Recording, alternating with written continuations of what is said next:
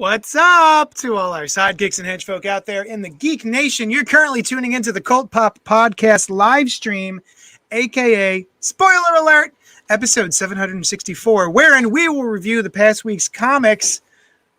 But first, we're going to talk about one of my all-time favorite superhero movies, and there's a reason for it, which we will get to. I'm your host, Johnny Destructo, of Johnny Destructo's Hero Complex at 4327 Main Street, Philadelphia, PA, a super rad shop which caters to nerdy and nerd-adjacent individuals of all shapes and sizes, except fucking jerks. Jerks, get out of here. Joining me tonight are Brian Lieb and Noel Bartocci. Sup, fellas? Hey. How are you? Not much. Hi. There we are. I was doing the universal up nod for the viewers. That's just always sup. Here's an important thing to know. A little peek in the sausage, as they say. You peek behind the sausage curtain. I don't have StreamYard up in front of me because I'm reading the notes. I'm reading the script. So I can see y'all. I'm going by the audio.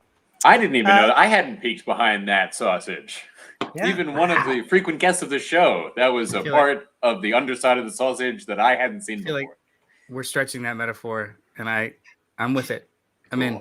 That's good. Speaking of the script, this is the part where Noel writes whatever he wants in the script, and I read it.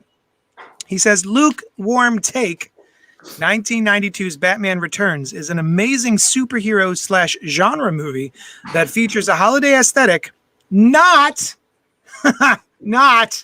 a holiday movie that features Batman and Catwoman. Don't even get me started on Die Hard. Shots fired. That's a perfect segue to our first topic tonight, for which we will have a special guest. Please put your flippers together. Welcome to the show. Marketing director for the historic Colonial Theater, the place where they filmed the original Blob back in the 50s. 50s. His name's Bob Trait. Bob, welcome to the show. You're here to talk about Batman Returns with us. How are you doing? I'm doing great. Indeed. Oh, wow. Look at that. That's awesome. I'm thrilled to be here, guys. It's nice to be on your show, and I'm looking forward to talking a little Batman Returns because I think we're pretty much all close to the same age. So it should be an interesting, where were you that summer and what did you do and why are we still talking about this movie all these years later? And this great Christmas movie that we're going to talk about. Also, we're all about the same age. The age in question is that of dust.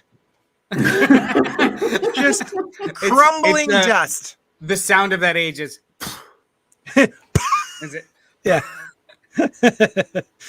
We got some. Oh, by the way, we do have people down in the chat. You can comment below, like, comment, subscribe, all the normal hoo-ha that people tell you to do on the YouTubes. But yeah, most important, amount below and be part of the conversation. Robert Monroe says, "Good morning, Cold Poppers. Did you get your Spider-Man tickets yet?" Yes. Yes, I did not. I haven't gotten them yet. Ooh. It's not too late, Brian. Well, I would see it Saturday, but I have other plans, so I don't know exactly when I will figure it out. Question. I'll figure it out. if all three actors who played Spider-Man are not in the movie, does that make it or break it? Neither. Yeah, just make it fun. What if they're in it just as like passersby or other kind of like pizza owner, pizza shop, not just pizza owner? I want them to show up in a. I want it to be a mega troll. I want them to show up in a post-credit sequence that has no connection to anything else. Just the pointing. Yeah. Oh my god. Just like after the aftermath, and then it's just like there's one little portal, and like two of them pop out, and they're just like, "Wait, what? What? I'm gonna go home." That's it. And then it ends, and I'll be like, "Oh, well done." I don't know. I think there's a lot of hype built up to them because, you don't really see McGuire out there right now denying it, but Garfield has been denying it. So but then he kind of gives you like this little bit of a wink, like a half wink that maybe he's in it. So I'm interested to see fan reaction. I mean, after Friday night, we're all going to know one way or the other if we see it or not. We're all going to know. That poor son of a bitch has had to, as in Andrew Garfield, has had to promote like 3 movies in the last 6 months. And the only questions he gets are about Spider-Man, a movie he's potentially not even in. Yeah. Like Tick Tick Boom, The Eyes of Tammy Faye, and something else. He's had to like go through the circuit and just constantly be asked questions about Spider-Man. Speaking of Tick Tick Boom, for anyone who doesn't know, here at Johnny Destructo's Hero Complex, well, actually not here, all throughout the world because it's on Zoom, we do a movie club and a book club every Tuesday night. So tomorrow night is movie club, and we are going to be talking about Tick Tick Boom, starring the aforementioned Andrew Garfield. It'll be tomorrow night at 8 o'clock on Zoom. If you have Facebook, go to look for the group Johnny Destructo or JD's Hero Complex Book Club.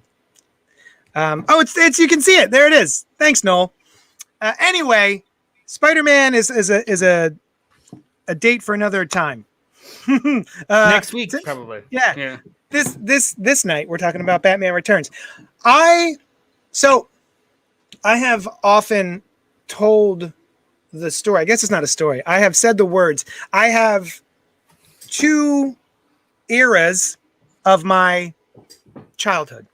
I have before Batman and after Batman 89. So before Batman 89, after Batman 89. That is how I categorized my childhood memories. I would go, oh, okay, that happened after Batman 89.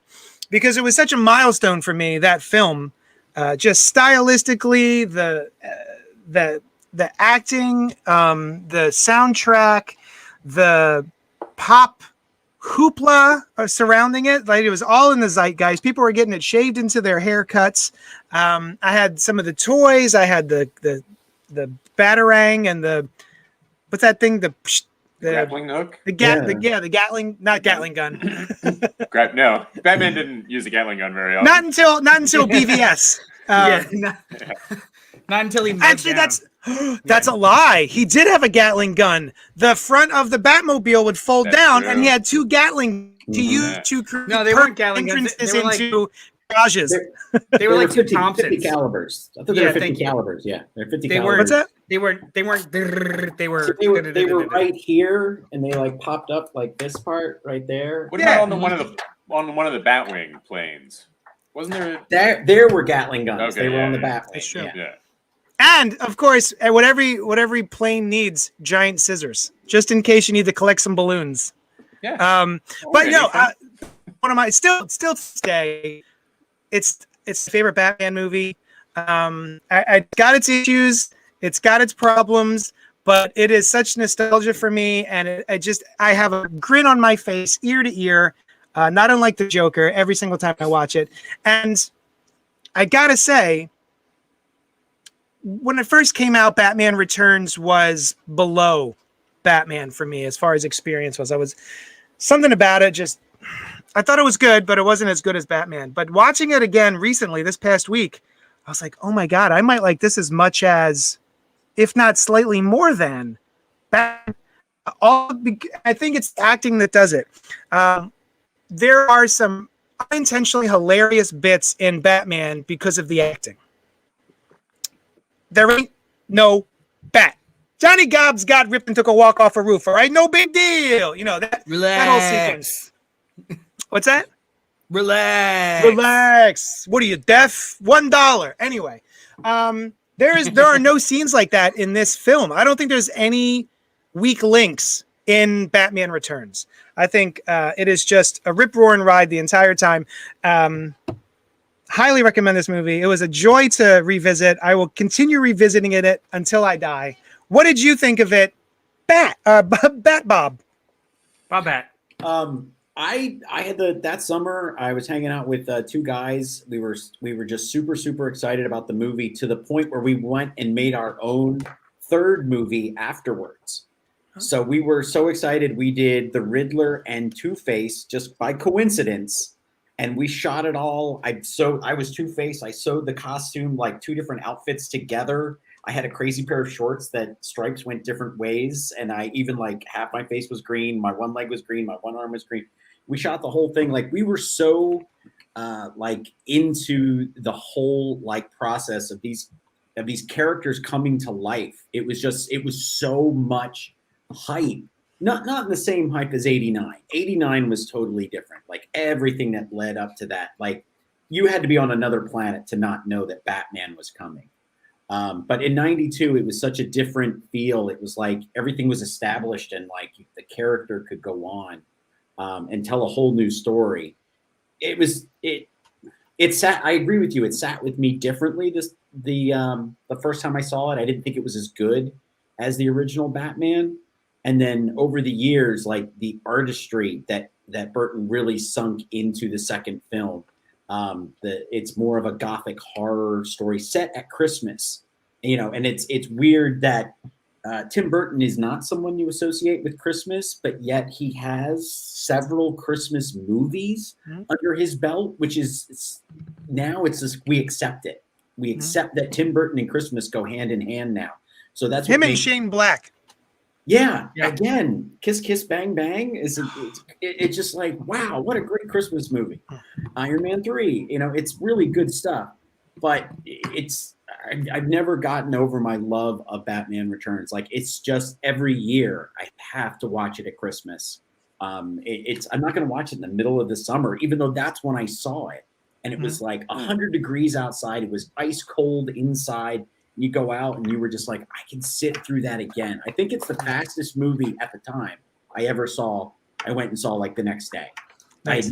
I was at that age where I could go do that. Like, I didn't have to have my parents take me.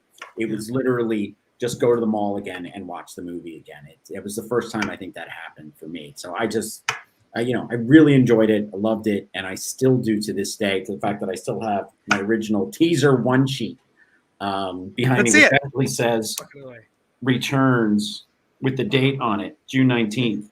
And this is the teaser poster that they had to pull down because nobody understood that this was the Bat Ears. So that's why the poster later is the logo with the snow, which I absolutely love, but I've never gone and bought that poster because this was it for me. This told everybody who knew that Batman was coming, and that's all you needed to know.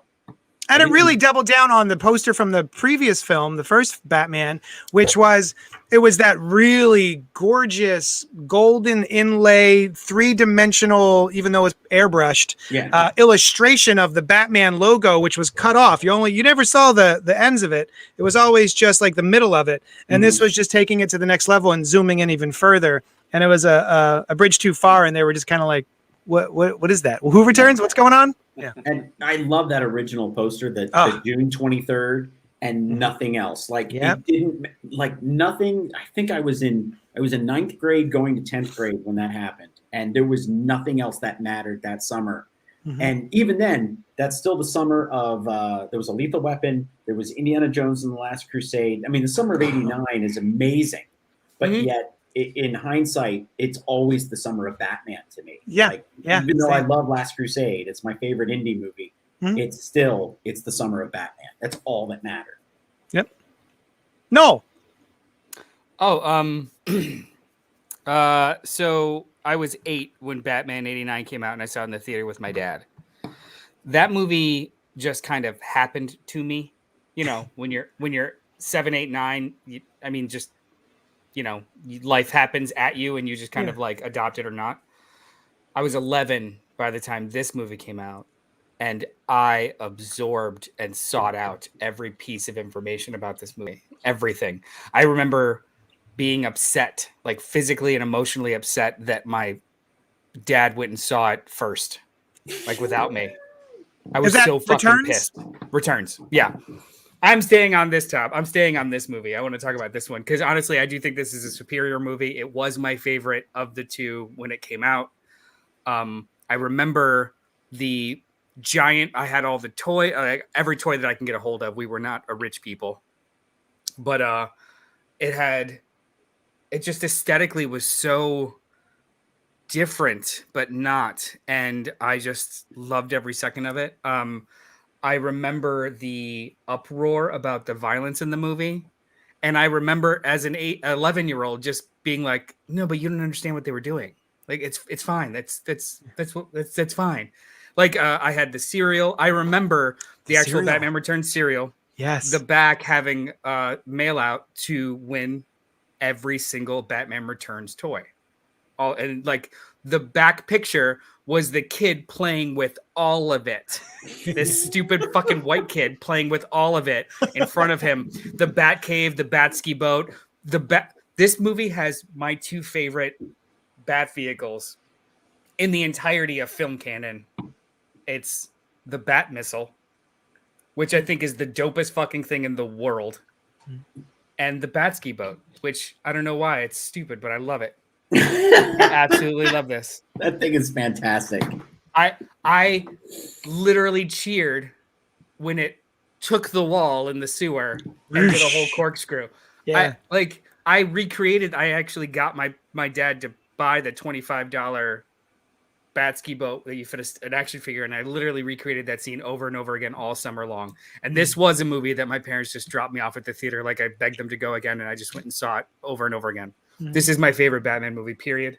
I still don't think it's a Christmas movie, but I do think that it is an essential holiday watch. So like I don't connect the two. A Christmas movie is explicitly about Christmas, but there are things that I absolutely want to absorb during the holiday season. And this is one of them. Like this is my favorite. I love this movie so much. Now, why was I under the impression that you didn't like Batman? 1989. I don't think it ages as well without, like, if you take away nostalgia and experience, and then just also it was like the first thing in a long time that paved that path. Like the only other thing you compare it to is Batman or Superman 77, right? Yeah. Or 79. 78, sorry. The average. It's the only thing you could really compare it to, and that was 11 years prior. I think it's just the first of its kind, but in hindsight, it's not as strong narratively or aesthetically or just. It's still amazing, but I don't think it's the best. I think it's the first, if that makes sense. Cool. Okay, sure, yeah. That's got to be worth something though, too, right? Like it came out at the time that it came out, and it did something in the world that it was in. And I think that's not necessarily the thing that can be judged by a later lens. Breaking new ground is itself an accomplishment, you know. Absolutely, and I think it's a very important distinction or nuance when you talk about favorites. Like, there's personal favorites, but then there's also like I don't know.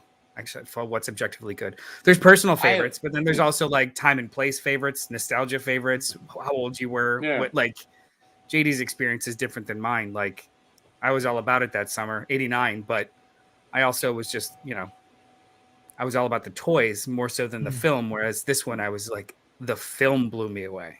Nice. Okay. Brian, take it away. So I think also, as far as is it a Christmas movie goes, we can compare it. We have other examples of Batman and superhero Christmas stories that they do on, the Justice League Unlimited Christmas episodes and whatever. So, and as an analytical tool, we can say, does this serve Christmas the same way that these other things do? I don't remember it well enough to say one way or the other. I don't think I had as big of a personal experience related to these movies as you guys did. I like them. They're cool. They were some of all that we had at the time, and so that was pretty cool. I guess I always was more into the animated series than the movies. I don't remember seeing them for the first time. I might have been in the movie. Oh, no. I do have a vague memory of seeing one or the other of them the first time at some theater that we never went to. You know how there's those few movies that you've seen in your past that you're like, I don't know why we were there, but we was in this weird town and we saw this movie. So yeah, I mean, it was cool. I was always, Batman was always cool, but he was never one of my top guys as a kid because he doesn't have any powers, right? And that's the end of it. So, but he's rich. That's his superpower. He has a credit account that's unlimited. That is cool. That is cool. Now, pretty early on in my childhood, still, he joined Superman, Green Lantern, and the Flash as like the top four. But I guess I saw it on TV a bunch of times back then. I remember various cool things about it, like Catwoman. That scene of her like rebirth is very cool. Oh, yeah. But I can't say, like, I haven't seen it in like 20 years or so. Whoa. Yeah. So I don't have a lot of strong memories about it, other than being like Batman was cool. First of all, I can't wait for you to watch it this upcoming Saturday night with us. Yeah. So you can like see it under a new lens or a more refined palette 20 years later. I'm sorry. How's Brian going to see it again this Saturday? Bob? Will you? He's going to see it on 35 millimeter at the Colonial Theater in Phoenixville, PA, home of the Blob. Oh, yeah. The Blob is still there, living there. What happened after the movie to him? We have him. He's been bronzed, and he's up in the balcony. He's up on the wall. So yeah, we do have a little, and we have an old vintage giant Blob poster in our lobby as well. So we do have some Blob things there. Some years since I was in the lobby of the Colonial. I don't remember if I said it, but it's this Saturday night, 9:45 p.m. at the Colonial Theater at colonialtheatre.com. Theatre. I feel like I have to defend my holiday stance. To be fair, Batman Returns is much more of a holiday movie because it does actually deal with the mythology of the holiday a little bit more so thematically than Iron Man does, than Die Hard does, than Kiss Kiss Bang Bang does. Like those movies are absolutely more holiday aesthetic. This does have to do with a holiday, including consumerism with the Max Shrek character. And there's a lot of holiday stuff in here. So like, I feel like this is not the movie to die on that hill. It's much closer to a holiday movie than a lot of other examples. Agreed. Die Hard just takes place on Christmas Eve. That's the only reason why it's considered a Christmas movie. There's nothing really besides Michael Kamen's score, which has so much Christmas music in it. It's ridiculous. But it just takes place. Although isn't taking place on Christmas really the requirement? Like, is that not part of the mythology? Like, the celebration of it is the mythology of Christmas. You know what I mean? Like, it is anything that happens on Christmas is a Christmas event. It's an action movie that happens to take place during the Christmas time. It's not a Christmas movie with action in it because the movie is not narratively driven by Christmas at all. Is that a necessity?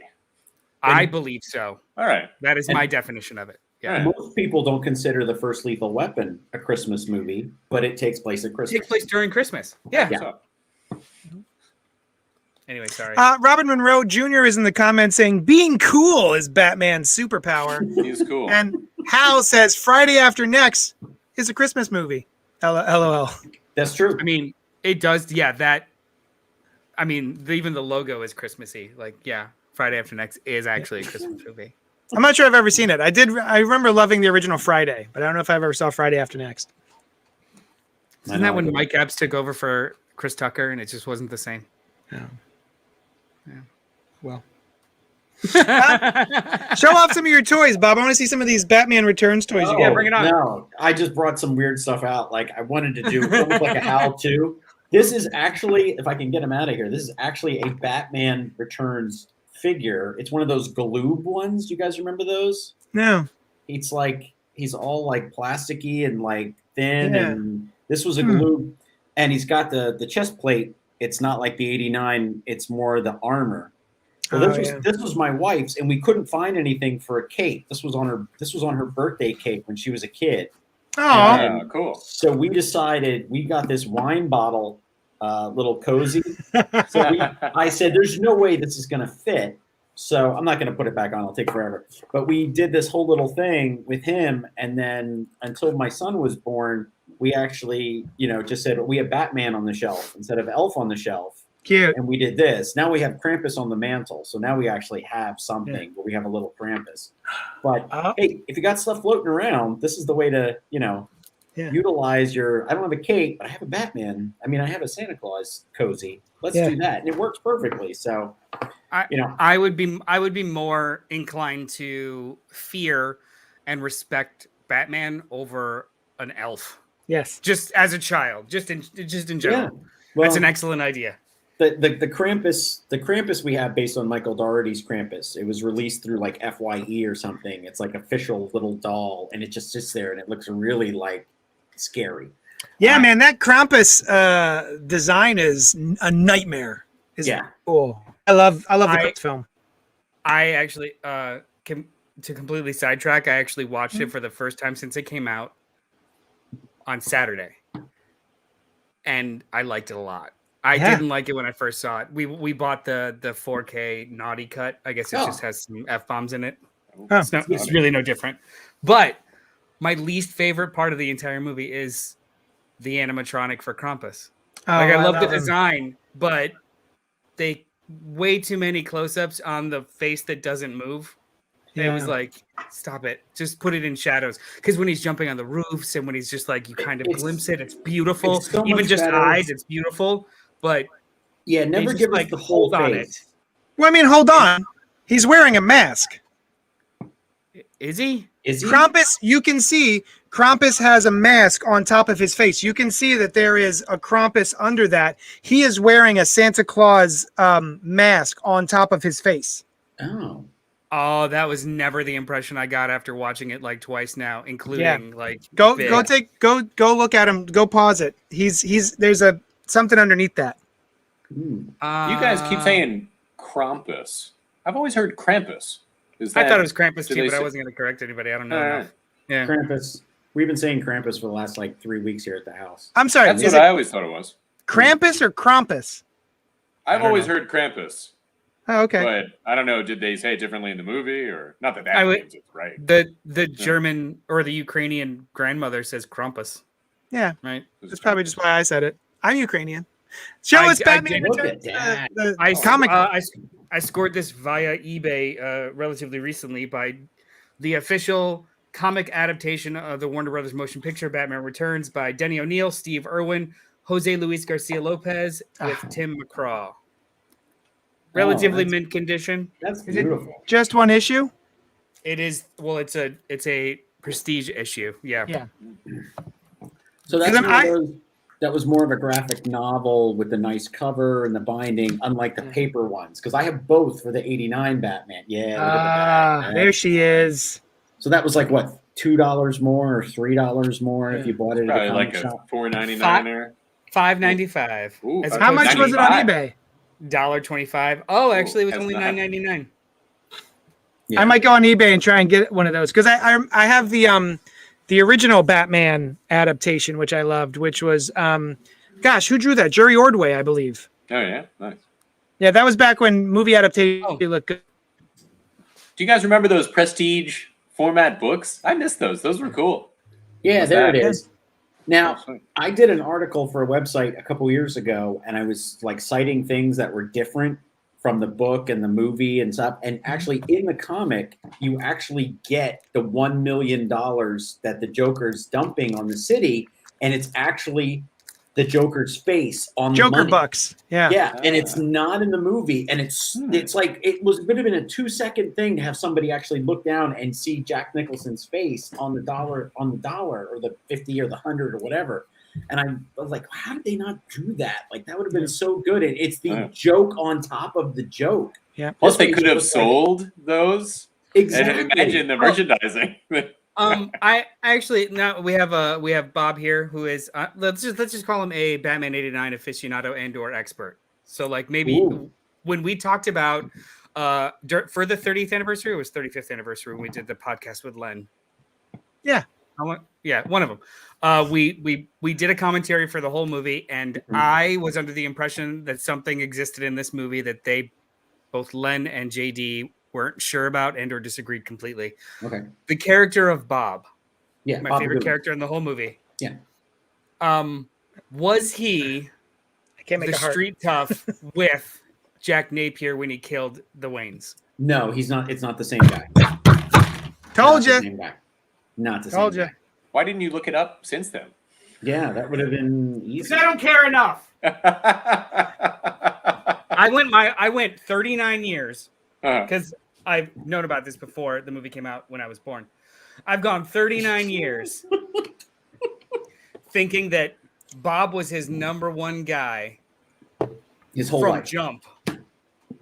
Yeah. And that made his choice to just shoot him Yeah. that much more callous and crazy. Yeah. So to me, that was such better headcanon of like my OG friend from forever ago and just like, fuck you, Bob.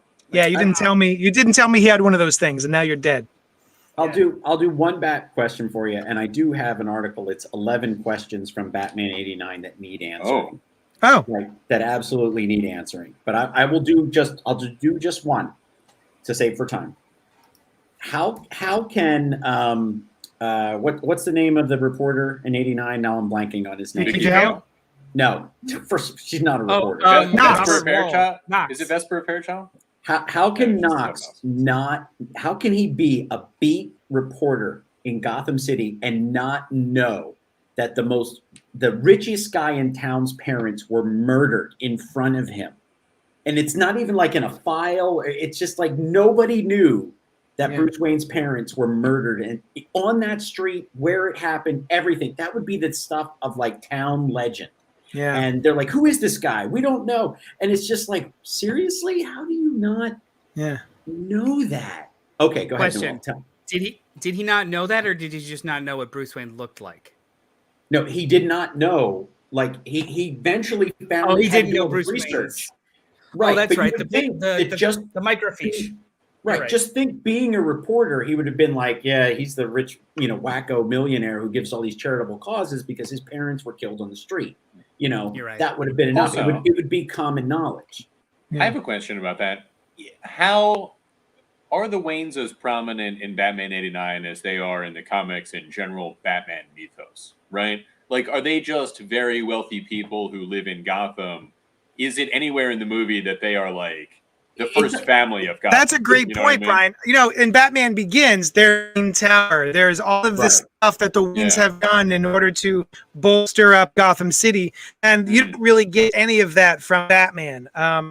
There's nothing in that movie that says that they are the philanthropists and that they are beloved in the city and they're very big names. It could be that they were just some rich folks who lived outside of town, even. Yeah. Right. When did that even come into Batman? Now that I'm thinking about it, was that even a part of Batman mythology in the 80s and 90s? I don't really think so. I think Yeah. Nolan's film really just kind of established that they were the philanthropists, the big, we're giving back to the city, and it makes their death more tragic.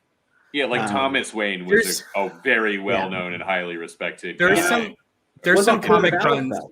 Well, that came out after the Nolan films, but there were some comic runs during No Man's Land that actually do establish the Waynes were doctors, the Kanes were socialites, and they're related to the Arkhams, doing the whole groundwork. But them being paragons of Gotham, no, that's not really something that happened beforehand.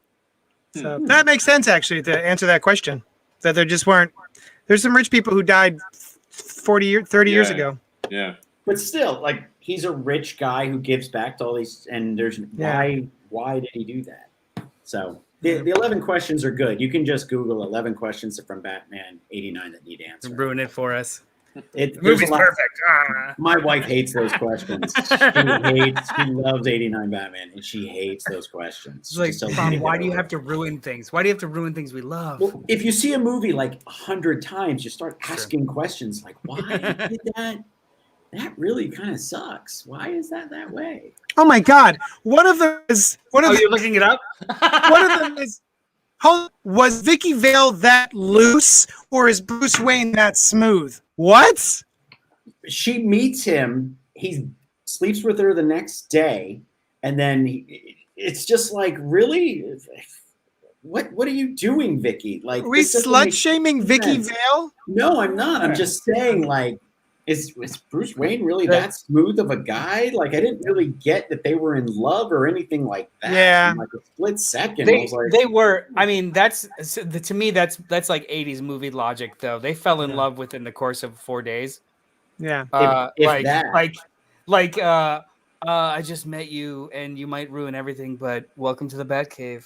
Yeah. Alfred just let her in because there was something that's just 80s movie logic. I love that. I love that I love that Bruce calls that out in Batman Returns. Yeah. He's like, I think Alfred mentioned something about security, and Bruce is like, security? Aren't you the one who let Vicky Vale into the cave? Just come on in, Vic. But I guess we should talk more about Batman Returns. So there's some little tidbits for anyone who doesn't know, because maybe you're not 40 goddamn years old. Oswald Cobblepot's father is played by Pee Wee Herman. Oh, really? He is. And I that's don't cool. know her name, but Simone from Pee Wee's Big Adventure, she plays his mom. Oh, really? Yes. Nice. So yeah, she was also in Carnival. She was the psychic who was just kind of comatose the whole time. I think it was like Claire Duvall's mom or something. But yeah, that's the Penguin's mom. Now It's, like, I'm creepy. hella nostalgic for the opening title sequence now too, because that was one of my favorites. As soon as they drop the kid and the music stings, Yeah. and then you just follow the cradle a la Moses. Yep. Through the through the sewers of sewers. Gotham. Yep. And the way that Batman Returns just rolls out, yeah. and then the bats through it. This is my favorite Batman movie. I'm sorry, like this is it. Yeah, I'm very excited for Saturday night. I'm glad my wife secured tickets for us. Via me. Yeah, whatever. I'm giving her all the credit. Oh, speaking of Batman and music, Oh. and for anyone not watching and listening on the podcast, I'm wearing a Prince t-shirt who did the soundtrack for Batman 1989. Did he? Yeah. Who did the song for Batman Returns? Sushi and the Seal? Banshees.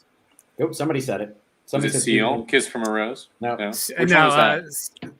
That's Batman Forever. Sushi and the Banshees does the song during the banquet. It's like so good. Really? Oh, I like sushi. Susie. She did what she does one of my Right. favorite Halloween It's- songs. It's a soft X, right? XSE Yeah. is the end of the Yeah, something like Yeah. that. Who else has something about Batman Returns? Keep it going. I've got one, since this is Noel's favorite movie. Does it bother you when he pulls the mask off and you see the eyes and they're not painted black? Because up to that moment, It didn't before, but it has recently. Especially, yeah, I never really dug the grease paint Mhm. in general. Like I think I've always just been kind of like continuity blind to that being a part of the mask. Right. But I know that it kind of has to exist because like if you read Batman Earth 1 that Gary Frank illustrates, he doesn't use he actually puts a person's head behind a mask and doesn't use the grease paint, and it's just Okay. like it's a little weird, Yeah. and I'm not sure I dig it because if you made it small enough, he would have no periph. right? Now we recently, I'm trying to remember. I think is the new movie called just The Batman. Yeah. Yeah. They And show I him, feel and like he's, I've white seen- as shit. Robert Pattinson with the grease paint on, Yeah. which looks pretty badass by itself. It does. Mhm. It does. I Yeah, wonder if like, they could he have just takes the done mask that off. in Batman Returns and it would have been fine. I always felt like not having the white eyes, and I know why. The technology does not exist to have expressive white eyes, or it didn't at the time. But it always bugged me. It's like Yeah. I it think doesn't it's look also right, you know? I think it's also old school filmmaking. Like, what is it? Spielberg that was always like, you need to see a creature's eyes. You need to see a person's eyes. The actors Mm. always behind Well, a that's the mask. You need to thing. see their eyes. They were very into that. Like It in would ruin a the scene. comic, you don't, because you No, can yeah. have Batman squint in his eye, like his Yeah. white eyes are his eyes in a comic, you know. It That's would why ruin the Toby's scene. mask always ripped too. Yeah, it would ruin Yeah. the scene if he pulled the mask off and then you're kind of like, oh, he's got grease paint on under there. And how can he really communicate with Selena perfectly that he's saying, look, well, let's go home. This is over. We can walk away. That's from true. this." That's true. Yeah. So I remember. there is I that remember element. being hella upset that he took the mask off. Well, it's just so easy to rip. Because You're like, because really? yeah, That's- like oh that's dude, it? how are you gonna get out of there? People are gonna see you, and then Max is there. I'm like, oh no. But then how it transpired. Like I was So- more upset by that. The one thing that kind of always bugged me was Catwoman. Spoiler alert: Catwoman's death. Her final revenge on Max. She's got him there. Oh, there she is. By the way, as far as femme fatales go, at 100% top tier, my favorite is Selena Kyle, Catwoman, played by Michelle Pfeiffer in Batman Returns. Anytime I see her, I will stop and look at that from that movie. But anyway, at the end, yeah, they're down in the sewer. and she's got her her taser that she had taken off of one of Penguin's henchmen much earlier in the film, which I like. And she holds a cable and takes the taser and then puts it in between her and Max's mouth in order to... Why? What a weird fucking death. I thought that was so strange. What did you guys think of that scene? It's always bugged me. I was 11. It devastated me. It just devastated me more than thinking about like, well, if she was the conduit, then how? Like, I don't know. It didn't really bother me. Okay. Bob, nothing. At the time, I was glad that this actor who I didn't really know, this Max Schreck guy, was dead, and that Batman's secret was going to be safe. Now I'm just like, God, I want more Christopher Walken in the next Batman movie because he's the true villain of this film. Like the other two guys are, well, the guy who's Christopher Walken's in it? He's the Trump. Oh my God, we're gonna have such a good Saturday. Ah. Wait, did you forget that Christopher Walken's in it? Yeah, I did. Oh my God, he steals the movie. He's at the time I couldn't stand him. I was like, why is this guy in this movie? Just get What a on weird guy. Yeah. And he's so good. It's like over time, it's become Walken's movie. It's just Isn't he he's the 80s, early 90s Trump anagram, right? Yeah. Exactly. Yeah. Big business sure. guy. Shrek. Yeah. Max Schreck. Schreck's on everything. Shrek Industries. Shrek shopping. Yeah. I love this movie. I'm trying to remember. There was some other problems. I'm a little all bothered. Can you? Oh, there. Can you play the first GIF that you played of Bruce Wayne standing up out of the chair? Right. Speaking of problems. Are they shining the bat signal into Wayne Manor? No. Series of mirrors. No. All right. Bruce Wayne, because he's not. That's one of the questions that I had when I was a little kid. What if Batman is not looking at the sky? What if he's in the goddamn Batcave where he is most of the time? How does he know that there's a light in the sky when he's in a cave underground? It's a really good point. This is very cool. Basically, when it goes up, there is some sort of sensor at Wayne Manor that does a series of mirrors that shines it directly. It's another light. It's not the bat signal. It's another light that he has at Wayne Manor that lets him know, hey, hopefully you're not having guests in this room right now because the bat signal is going to go into the wall. Also, so that light is not connected directly to the bat signal in any way. No. It's actually why do you need the mirrors then? Why? Oh, what's that? Why not just why have any mirrors? Why not just have? Well, I mean, it's a cool sequence. It's a cool sequence. That's but yeah, that still doesn't solve the problem. What if he's not in that room at that time? What if he's in the Batcave? Is there a guest mode? Like, there's a guest over at the house. They like flip a switch and it just vibrates in his pocket. Oh, I gotta go. You know, I like the version of Bruce Wayne entertaining, and then just like just French comedy style slamming the shut of the drapes shut, like, oh, nothing to see here. Nothing.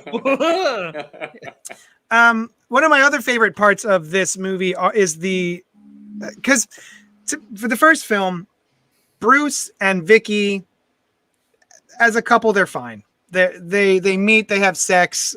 She gets into the Batcave, and then we don't see her ever again. And I remember being quite devastated. Yes, she gets into his Batcave. Pinky first. And first. I remember being a little disappointed because of, I love the first one so much that she's just a throwaway line. Yeah. That they mention that she exists, and like even Selena, like, oh, Vicky, like makes fun of her name. But in retrospect, the dialogue and the chemistry, the sexual charisma, the pure sexual charisma between Batman and Selena is palpable. It's so good. I love all their scenes together. I buy that they are just horny for each other. To not ruin it, JD, you do know that they did date in real life before the movie. Like, they weren't together when the movie was out, but they had dated. Keaton and Pfeiffer had dated, so they had a relationship. No, that it tracks. It shows on screen. Well, yeah, it's like Carrie Fisher and Harrison Ford had a whole thing going on, and that's Yeah. why Empire looks as good as it does, and that's not their first time kissing ever. Oh, They had a relationship during the filming of Star Wars. nice. So yeah, it was that's one of those things where the chemistry is in that movie for Returns. It's just, they're amazing together. And it's not only did they have that attraction, but they play so well off of one another in their scenes. Mhm. You can gather with the smallest little look that they both like each other a lot. That's what's great about their acting. And it's far more sexual than I remember. I remember the one line because I remember as a kid, like, are they allowed to say just a pussy I've been looking for? I couldn't believe that they were allowed to say that in a Batman movie. And somehow I completely glossed over the fact until I just watched it this past week that they're having the scene at the ball where they're the only two not wearing masks. And I forget the exact line, but Bruce says something about something being very hard. And then Selena taking a beat and going, I'd say semi-hard. And I was I couldn't believe it. Well, it's funny you bring that up because that's one of the things that at the time that parents groups did not like about this movie, that it was over-sexualized. It was supposed to be just a superhero movie, and everybody had the Christopher Reeve, mindset. And here was this movie that was, there are scenes with the Penguin and Catwoman that are just, it being an adult and / parent now, you're kind of like, oh, when can I watch this with my kid again? Yeah, she cleans herself. Exactly. Yeah, that's a good scene.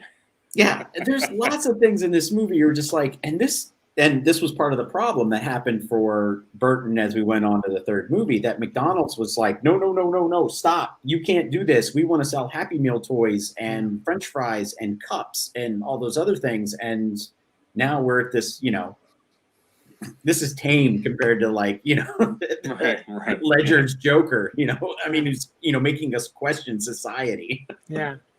Go ahead, Brian. Speaking of cups, did any of you guys have those glass mugs from, I believe, Burger King? Yes. They were the best, where Two-Face's coin was the handle of one of them. Yeah, I had those. Yeah. Still forever, have it. right? Yeah. Still have my Nice. forever Val Kilmer glass one. I was so mad when the Flintstones did the same thing and they were plastic. I was like, Oh, what are yeah. you talking? Like, I have my forever mug, and I didn't even care for Forever that much. I might have only seen it 3 times. Yeah, but it was in the still just theater. like a Batman glass for many years, Yeah, I saw that movie way too many times in the theater.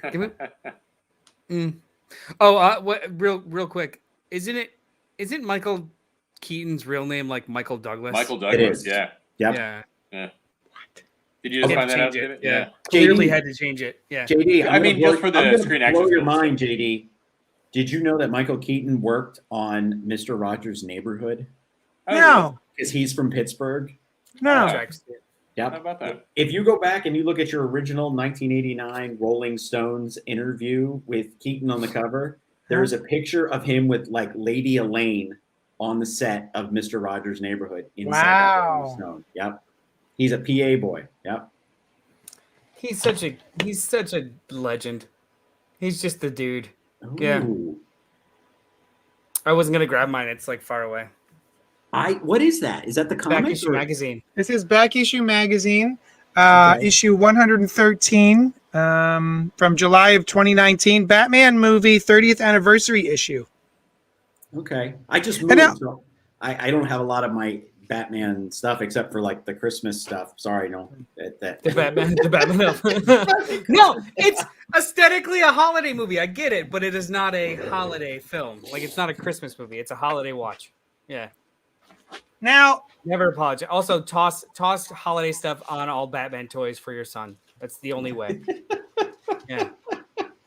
Put trying to find Spider-Man and stuff. Well, It like I named- he's I got named Spider-Man my- adjacent. Yeah. I named my son Peter after Spider-Man. So Yeah. that's how this house goes. Yeah, I Stink know. Butt over here with the Parker. Yeah. Yeah. yeah, my son's name is Kai Parker. Yeah. So we're very guilty of our love for Spider-Man. So, Bob, I would be remiss if I did not bring it up, but I do own a comic book store, and since it is the topic at hand, I assume you're aware that there is a Batman 89 miniseries currently coming out. How is it out now? How is it? Have you read it? So I've read the first 4 issues. The first issue, I hated it. Okay. The second issue was solid, and I loved the third issue. Okay. I think it reads probably better in chunks as opposed to the issues. But like the things that the way that they do Two-Face is really fascinating. But it takes like 3 issues to really get going. Okay. Yeah, The first issue is like it's like a member berries machine where they just like keep throwing Burton references in the art, and it's just like stop it. That Robin costume is cool.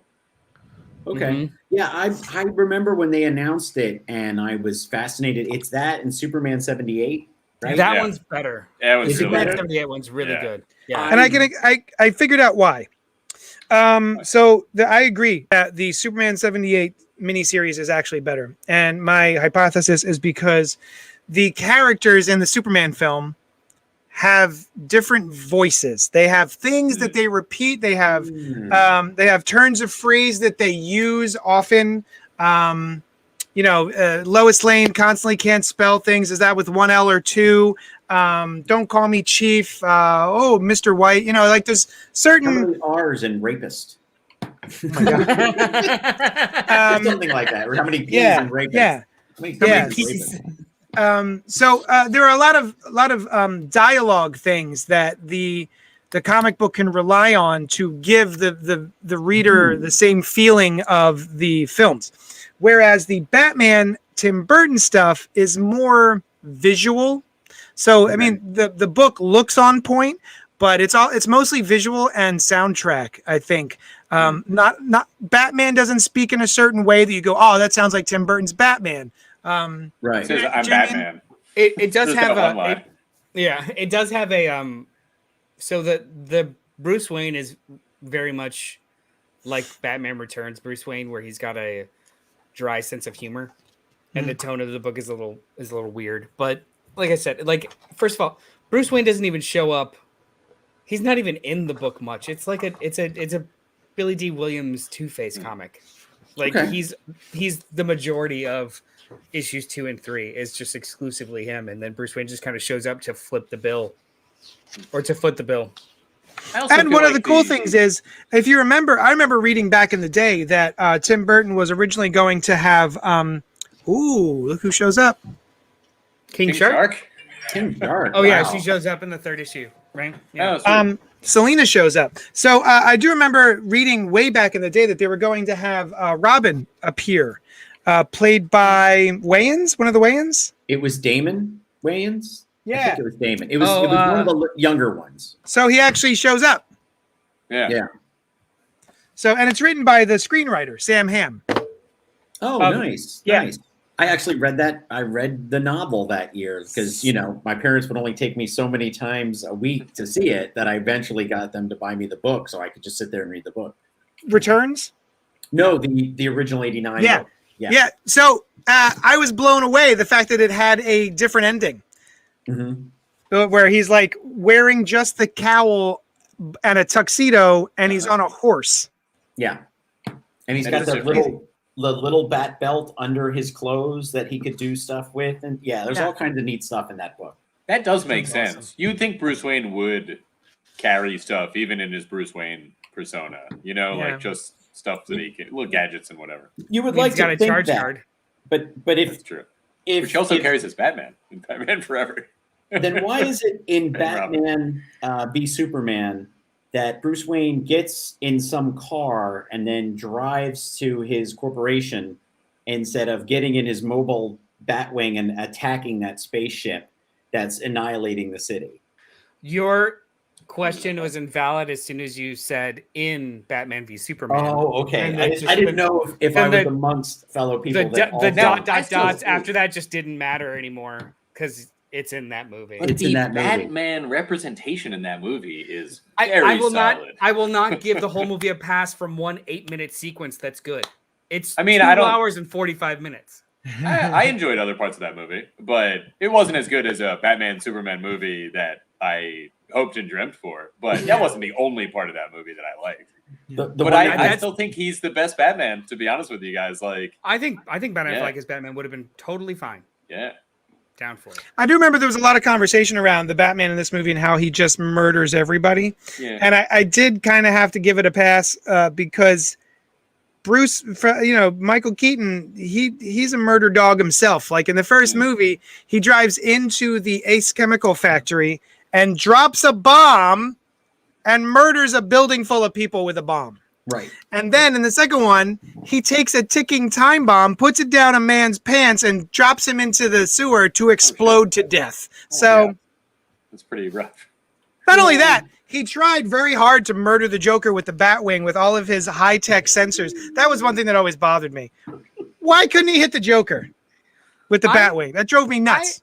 I don't understand. I don't know why, but I always thought it was like a Joker messed with his tracking for somehow or something. Just the way that he looked, just the way maybe he had a jammer on him. I don't know. It's just they made such a point of arrows, missiles. I don't know. How did the Joker take down the Batwing again? With a big gun. Big gun. But in the book, it's a rocket-propelled grenade that takes it down. But in the movie, it's just this long-barreled gun. We all know that the longer the barrel, the more accurate and powerful the shot. Which the power comes from the barrel. Not how that works, I think. Yeah. The power comes from the length of the barrel, nothing to do with the projectile. It gathers up the power speed, as it goes the caliber, nothing at all to that. It's just about the barrel length. Yeah. All right. I know everything. We are going to review some books this week as well. This tickled me. I could talk about Batman and Batman Returns for a very long time, but we got to get moving. Bob, thank you so much for hanging out with us. This Saturday night, 9:45 p.m. at the Colonial Theater in Phoenixville, where they filmed the original Blob, and they have Blob Fest every year. Very cool theater. They host movie. They also have big special events. I've done a handful of different posters for the special events. Also for Batman Returns, I'm illustrating the poster for Batman Returns for this Saturday. I'm getting some stickers printed up. I'm going to have some t-shirts that I designed, all Batman Returns related. And hopefully you can come hang out, see it on the big screen in 35 millimeter, get a t-shirt, poster, sticker, whatever. Come say hi. That's it. If you want to know if you want to know if you have any questions, email us at cultpopgo@gmail.com, and I'll make sure that you get a ticket, get any information that you may need. Anything else, Bob? No, thank you for sponsoring the film. It's great to have you back and doing a poster for us, and I'm looking forward to meeting, Noel, we've met before, but Brian, looking forward to meeting you in person. Yeah. We have over 600 seats in the theater, so if you're afraid, buy your ticket ahead of time. If you're just going to walk right up, definitely, we're going to have seats. 600 seats is a lot of seats, really. And we have a balcony, which most movie theaters don't have anymore. So we still have our vintage balcony that you can sit in and watch a movie very old school style. I would like to add one. Looked it up. Since last week, it was Harry Houdini that performed at the Colonial. Yep. Remember we talked about that last week? Yep. And somebody else famous was there, right, Bob, at one time? I remember, according to Wikipedia. I don't remember who Mary it was. Pickford was there. That's the one. Briefly. Yeah. Yes. But I mean, you could say literally. But she was just there, right? No. Also, wasn't the Bacon Brothers? The Bacon Brothers. That's true. That's true. Wasn't Joe Bob Briggs there recently? Who? Yeah. Joe Bob Briggs from The Last Drive-In? Yes. And if you pay attention, you may see Joe Bob again soon. Ooh, nice. I missed it. I had a customer come in today, and I was telling him about the showing, and he was like, "Oh, I was just there. I saw Joe Bob Briggs," and I was like, "What? Joe Bob was there?" That was like Really? 2019. That was before the world shut down. Yeah. So yeah. Well, I actually a segue. World shutdown. I don't know if anybody listening is still not sure about going to the movies yet. Are there? I believe on the website I saw that there were some precautions. If you want to run through them. Excuse me. Yes, we do have. Yeah. We do have. No, I'm dry. I know. I'm messing with you. We do have COVID-19 protocols. You have to have your vaccination card. And your, an ID of some sort. So you show those when you get in. If you're going to buy tickets through our portal, through our website, it will also say the same thing. Be sure to have, you have to be vaccinated. You have to wear a mask unless you're eating. We do have beer and wine and all those other fun things, but it is a very, if you're, and living very safely because you have loved ones you want to protect and those things, but you still have the need to go out. We are very safe, very clean. We clean the place after every screening. I love it. JD and I both have sons who cannot be vaccinated at this point. So it is something that we live with all the time, and we're very aware, but our theater is very clean and safe. We just had 100 people on Sunday for White Christmas. And again, with 600 seats, it's easy to spread out, so we had almost 600 people for Rocky Horror Picture Show back in October. And it was a surreal to feel that safe, that everyone was vaccinated when they walked in the door and had their cards. And we just did the 24-hour Exhumed Marathon at 575 tickets for 25, because it was over daylight savings time, 25 straight hours. Everybody came to the door with vaccination cards. That's awesome. So I almost didn't get in. Because I couldn't find my Vax card. And then I was like, at the last second, I found it. That was the other thing I wanted to mention, is that the Colonial now hosts the Exhumed 24-hour horror-thon, which is one of my all-time favorite things to do when I can get around to it. It's very difficult to carve out 24 hours to watch horror movies. But when I can, I used to go to the International House religiously to do it when I could. And it got shut down. I think it got bought, so they had to stop doing it. But now the Colonial is hosting it, and I'm very excited. I was very excited to go spend some time there, and there's a nice ramen shop.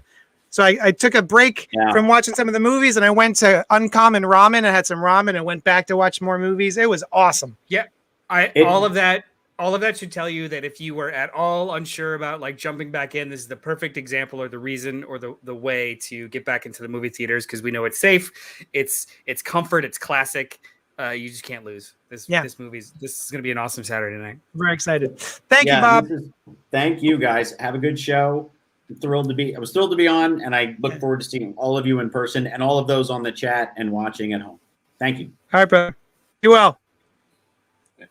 I'm told that mistletoe is deadly if you eat it. But a kiss can be even deadlier if you mean it. Oh. All right. So there is what? Give me some credit.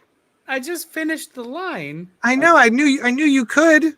I had faith in you. I was gonna get a little clap. Yay! You did it. It feels good to be validated. You got to come over here and lick my nose now, though. That's the traditional exchange. From chin to tip. Chin to tip. JD, do you not have a photo on your phone of your vaccination card? I do now. Oh, okay. Yeah. All right. So I guess we could do the other thing since we have a nice little break here. Thank you to Bob for joining us tonight. And thanks to everyone who's joining us on Facebook, YouTube, and Twitch. If you like what we're doing here, please be sure to like, comment, subscribe, and share. The unbridled joy of doing this live is you all hanging out in the chat. So pipe up. You can email us at cultpopgo@gmail.com. You can join our book club Facebook group, which is called JD's Hero Complex Book Club. It's basically just the name of my shop plus book club. It's pretty basic. And what else did I want to tell you? We talked about patreon.com. Patreon.com. You can go to patreon.com/JohnnyDestructo, and you can help us out that way by giving us some of your monies. Thank you to Donna, our newest patron, who just signed up this month. Oh, thank you, Donna. So very, very appreciated. And gosh, there was something else that I was thinking about in the shower today. And I was like, there's something that happens that I never mention on the show, and I should mention it. Usually happens in the shower? I have a comic book store. I have subscriptions. If you do not have a local comic shop and you're US of A, sign up for a subscription with us. You can contact me. There are many different ways to do it. You can contact me and I can set you up with a subscription. We do mail outs. So if you're not leaving your house and you want to just hang out at home, receive your comics, I will send them to you. It's a free service. Well, I mean, you pay for the shipping, but otherwise I order the book in, I send it to you. You pay for the book, you pay for the shipping. You don't take a little cut for yourself even, JD, for this shipping? I really should. The amount of time it takes me to do all the shipping. Ship it Oof. out. But you don't do it. You I don't lay do that it. aside I don't do it. and you just So- send it out for free. Yeah. We have an email. I'm going to read it Oh. as soon as I here we go. All right. So, who is this? Charles in Chattanooga emailed us at cultpopgo@gmail.com. Hey guys, it's your boy Charles in Chattanooga, aka Green Lantern Tribble, aka at Hal2814. What's up? After one of my favorite comic book artists, George Perez posted on his Facebook page that doctors told him he has like 6 months to a year to live because of cancer. And he just wants to spend that time with his wife, family, and interacting with his fans.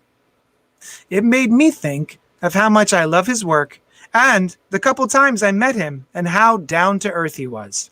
One time at Dragon Con, it was just me and him hanging out in Artist Alley, looking and commenting on cosplayers walking by, and he told me how much he loves going to cons and meeting fans and how he loved cosplayers. On the outside, I was playing it pretty cool, but on the inside, I was screaming, I'm hanging out with George Perez, watching and commenting on cosplayers. It's a moment I'll never forget. My question to you guys: is there something about George Perez that had an impact on you as a comic book fan? Spoiler alert! Does anyone want to take this? Anyone have an answer to this? I think the standout thing George Perez did for me is the Jla Avengers run, right? Like, I know it's not what put him on the map by any means. It's probably not the first time that I saw anything that he had done, but that story was so great, and he's just drawing everybody. And it, I think, definitely is the most impactful story in my like personal canon that he illustrated. And there's so many cool moments. Superman holding Mjolnir with Cap's shield, you know, that's awesome. Yeah. Yeah. Those, and just like the breadth of characters, you know, and the big splash pages with everybody in them, and how well he does all of the classic looks of it. Because there's that issue 3, you get, you know, kind of the new history of the Marvel and DC universe that have known each other. So you get to see, like, you know, everybody. It was awesome. How about you guys? Yeah, that is a really good one. A bunch of people had tweeted out, I was one of them, that because of what's going on with Mr. Perez, it would be a great time for DC and Marvel to reprint Jla Avengers in a nice big absolute kind of hardcover. Just That would be cool. it already exists. Just redo it. Give us another one, and then give some of the proceeds to his family and him. Yeah. So please, I really wish they would do that. One, I would love my own copy of Jla Avengers, nice absolute hardcover. But two, cool. it'd be a nice thing to do. Yeah. I don't want it in absolute. I want like a floppy treasury edition. Yeah. That Oh, I you could do take love places. those new treasuries. I'm You do. fucking loving the treasury editions. Yeah, but you are. I would purchase it in any format. I remember at the beginning of the pandemic, we reviewed Book it club. for our book club. And I did not love it as much as I remembered loving it, but it literally had nothing to do with the art. If anything, the art saved every second of it. But I remember meeting him once in Florida. I used to live in Florida. I grew up in Florida. So him showing up at some of the shops in like Sarasota and Orlando and stuff was not abnormal at all for just signings. And they became less and less frequent. I don't have anything anymore. But I guess the first thing I remember is just the covers of Crisis on Infinite Earths. Yeah. Even before I ever read it, just it's like all of those images just kind of permeate pop culture or just my childhood before ever even wanting to read the story, if that makes sense. Like, it was always just in the periphery, and it was just how I saw the characters in my head. Like Superman holding Supergirl and that, going for that one. And I know a lot of people will say Jose Luis Garcia Lopez because that was like the bed sheets and the action figures were his designs. My imaginary versions of all the characters were George Perez's, because that's just a couple years kind of after, and I just kind of hit that wave instead. So it's not really like a run that I remember of his. Like, I know I've never read New Teen Titans. I've never read his Wonder Woman run. I've never really gone through his art, but his art has always been how I originally defined all of the DC characters. Yeah. Crisis on Infinite Earths is one of the masterpieces of the comic medium as far as art is concerned. I remember I had probably 20 years ago at this point, they released a nice hardcover. It was like silver with a slip cover, and Alex Ross had done this really big, beautiful fold out recreation of, or not recreation, but like this fold out poster that was about kind of what was happening in Crisis from beginning to end. And it was gorgeous. And yeah. This is the Alex Ross, but this is obviously not the edition you're talking about. Yeah. Yeah. Yeah, mine came with that, but it was a whole fold-out poster. It was much bigger. Gorgeous. Yeah. Ooh, baby. Nice. Look at that. This is how I grew up imagining these characters. Was of course. George Perez's art. Yeah. So yes, that is one of my favorite Perez pieces. You could look at it for days, and I have. It's wonderful.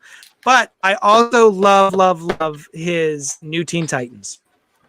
That's how whenever I picture the Teen Titans, that's how I picture those characters. When I picture Robin, that's how I picture him is the Teen Titans version by George Perez. Absolutely love it. I love that run. It's so fun. If you haven't read the New Teen Titans by Wolfman and Perez, highly recommend it.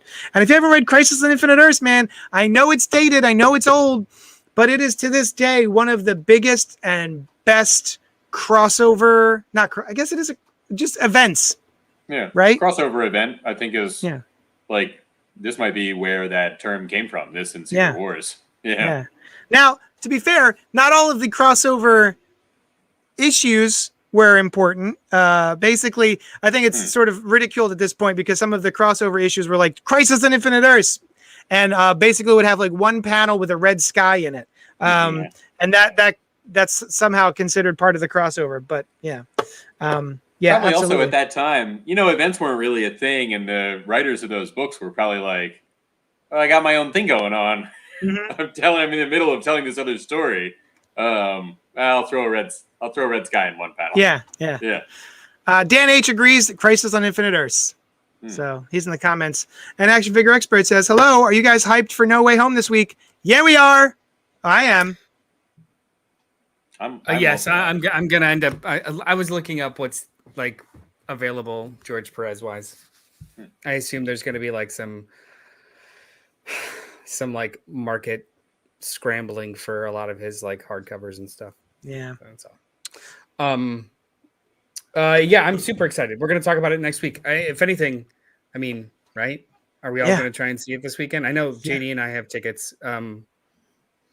Brian, I got to get a ticket. I was actually at the beginning of the show, I looked up online what's still available, and there's a lot of stuff available this weekend. So and we have another email from Chris, but we'll get to that next week because holy cats, we haven't talked about a single book yet. So everyone is joining us in real time. You want to just do less books? Yes, sure. At 1:15, let's do the top 3.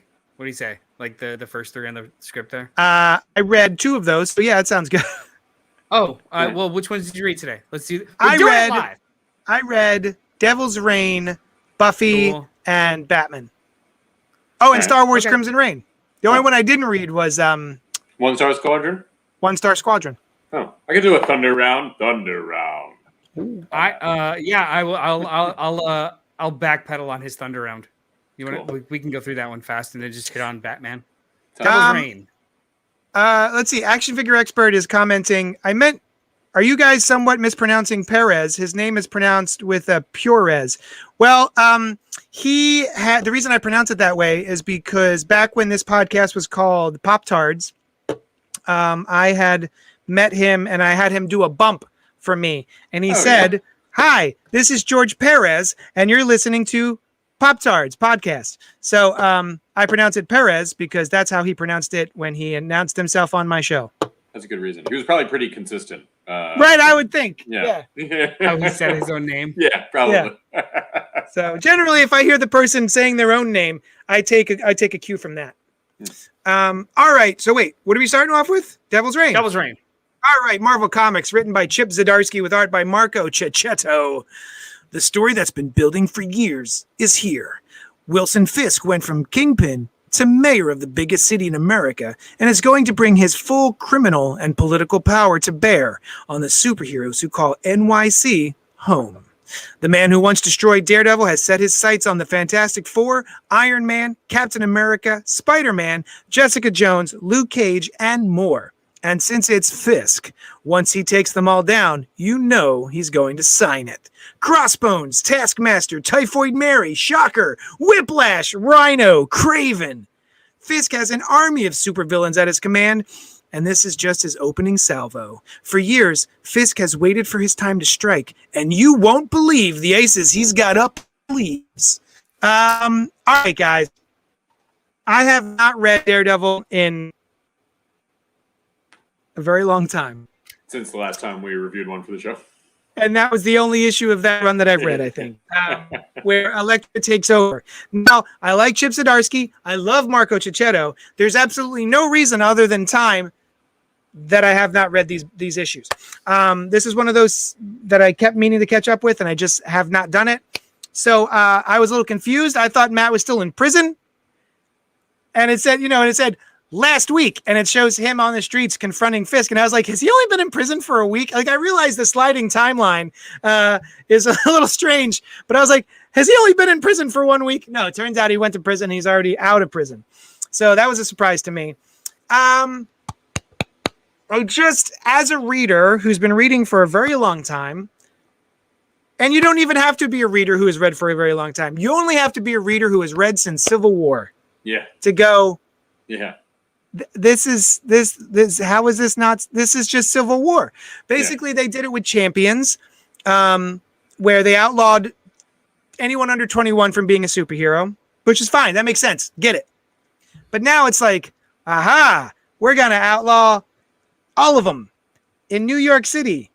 It just feels like, oh, that's the thing. We're just outlawing superheroes again. That's it. Yeah. And we got Captain America picking up the shield and fighting against the law like he did last time. I'm hoping there's more coming to this because this feels very rote. I feel like we've been there, and I'm not that excited about it. I think it's neat that Cat has a new wife in Typhoid Mary, considering he's been, pining over Vanessa Fisk for decades and decades, who's been in a coma. And during Spider-Man, he tried to resurrect the Rose, but did he round up resurrecting his other son or something? Butch, who I've never heard of in my life. I don't know who Butch is. What a common problem. You try to resurrect one child, and the one you don't want comes back. And the wrong kid.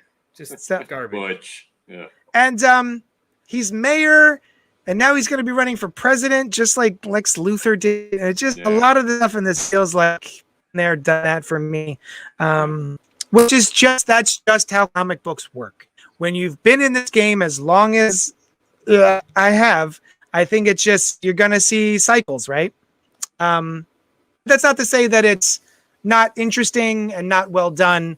There's a lot in here that I was just kind of like, oh, okay. This feels very familiar. What did you think? Noel, you've been reading it this entire time, right? Like you've been enjoying the Chip Zdarsky run. I read the first chunk. I'm so sorry to interrupt you.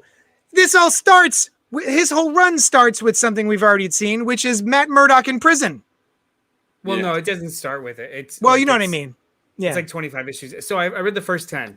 Sorry. And then I read a handful around when he goes to prison, which is like issue 25 through 35. I didn't read them all, but that he got out in like 35.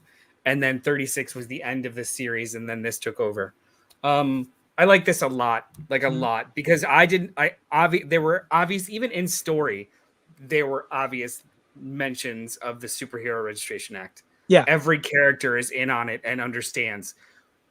But to me, this hit differently because it was exclusively a local politician overriding a mandate or creating a mandate in their municipality, not unlike people are doing now with with mandates and restrictions on mandates for bad things. So like a Governor Abbott in Texas being like, no, schools, you can't decide to do that. Fuck you. You can't. Like, this is a shitty politician kind of like, to me, it was that, not just like some federal thing and all the villains are blah. It's just like a local problem, which I really liked. And then everyone just jumped into it. Like the way that Captain America had his whole like little speech just really, really quickly. Like it's almost like all of these, it's not almost like, it is. All of these characters have been here. This isn't, the creative team is not trying to gussy up an old story so much as everyone in the story understands that this is repeated history and they're all acting mildly differently. Like Luke Cage and Jessica are packing up their shit and they're like, we're not doing this again. We're getting out of town. We're not doing this again. And then they end up kind of falling into a pattern because Luke can't let things go. So like, I like the characters being an active part in knowing the trope, if that makes sense. Like, I feel like that is tonally different enough for me to enjoy this. And then on top of it, you got the amazing art. There's some really solid, there's some really solid jokes in here that land. Like, this was, I've seen this action movie. Mm. It was still a really good action movie. Okay. It's a good way of looking at it. So like, I really enjoyed the shit out of this. Yeah, I had a good time.